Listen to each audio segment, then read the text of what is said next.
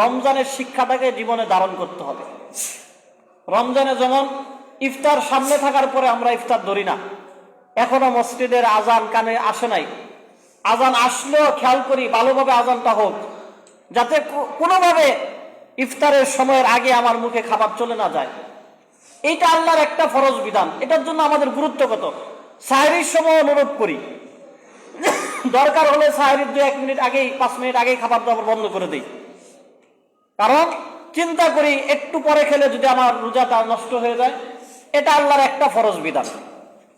একটা রোজার ফরজ বিধানের জন্য আমরা যেরকম সতর্কতা অবলম্বন করি, জীবনের প্রতিটি ধাপে ধাপে আল্লাহর বিধিবিধান পালন করার জন্য কিংবা ইসলাম পালন করার জন্য, জীবনে চলার জন্য যদি আমরা এরকম খুঁজে খুঁজে এরকম সতর্কতার সাথে আমরা চলি, তাহলে দেখা যাবে যে আমাদের জীবনটা একদম দামি জীবন হয়ে যাবে, যেই জীবনের বিনিময়ে আল্লাহ আমাদেরকে জান্নাত দান করবেন।